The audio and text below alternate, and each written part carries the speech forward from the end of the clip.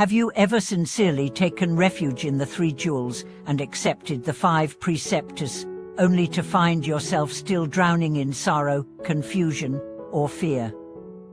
Have you ever wondered why the ghosts of anxiety, guilt, and misfortune won't leave you alone even after committing to a spiritual path? Welcome back, dear friends. Thank you for being here. In this video, we are going to peel back the layers of a deeply unsettling question, one that thousands of spiritual practitioners silently carry. Why, after taking refuge and following the moral precepts, do so many of us still suffer so much? Why do the shadows of restlessness, emotional pain, and even inexplicable misfortunes continue to follow us? Today, we uncover the truth behind that paradox, and we explore how misunderstanding the path, not the path itself, is often what leads to continued suffering. This is not a message of blame. It's a message of clarity, because when you truly understand what the 3 refuges and 5 precepts are and what they are not, your entire experience of spiritual practice will shift. Let's start with a story. There was a man named Adrian who, after years of personal trauma and addiction, found refuge in Buddhism. He took the vows with deep sincerity. He gave up alcohol, tried to live ethically, and meditated daily. But months passed, then years, and life didn't get easier. His dreams remained haunted, his temper flared unexpectedly, his relationships collapsed. One day, he sat in front of a monk and cried out, "Why is nothing changing? Why do I still feel broken? I did everything right." The monk looked at him with compassion and said, "You have followed the form, but have you met the mind?" That moment cracked Adrian open. You see, the refuge and precepts are not magic spells. They are gates. Gates you must walk through with awareness. When you take refuge in the Buddha, you're not just declaring allegiance to a person who lived 500 years ago. You are recognizing your own potential for awakening. It is not about external salvation. It is about internal commitment. When you take refuge in the Dharma, you are not promising to memorize scriptures. You are vying to live in accordance with truth, not opinion, not emotion, but Dharma truth. And when you take refuge in the Sangha, you are not joining a club. You are entering a field of support and accountability, a mirror of your blind spots. Most people stop at the ritual. But the ritual is the seed, not the fruit. Taking precepts isn't just about behavior, it's about becoming conscious of your mind before action. Let's look at the first precept, refrain from killing. It doesn't just mean don't commit murder. It means recognizing the subtle ways you harm through judgment, through harsh words, or through neglect. The second, refrain from stealing. Have you stolen someone's time, their energy, their peace? The precepts are not rules for perfection. They are lights revealing your habitual tendencies. And here's the truth. When you first bring light into a dark room, what do you see? The mess, the dust, the hidden corners. Many people suffer after taking vows, not because the vows failed, but because the vows finally revealed the suffering that was always there. The vows are not anesthesia.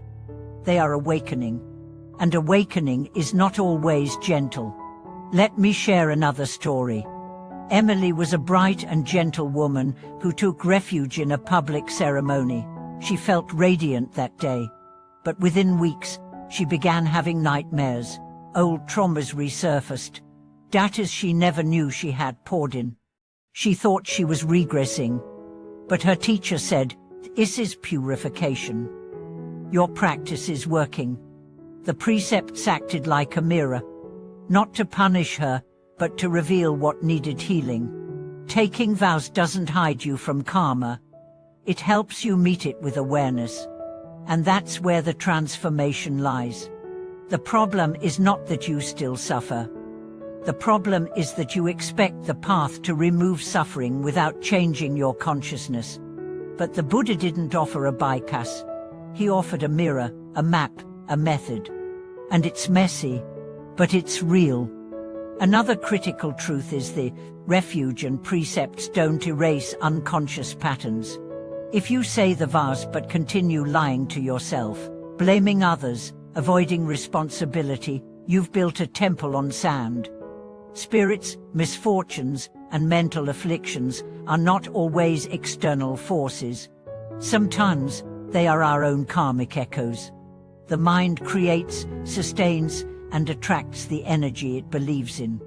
If you chant with fear, act with greed, or follow precepts out of guilt, you are keeping the cycle alive. But when you take refuge with humility, when you follow precepts from love, when you walk the path not for blessings, but for liberation, then you begin to transform. Not instantly, but inevitably. Here's the key: turn your vows into living awareness. Don't say "I took refuge." Say "I take refuge" every moment, every breath. Let each precept be a daily inquiry, not a checkbox. Instead of "Did I break a rule?" ask "Did I act from fear or from truth?" That shift alone will release lifetimes of suffering.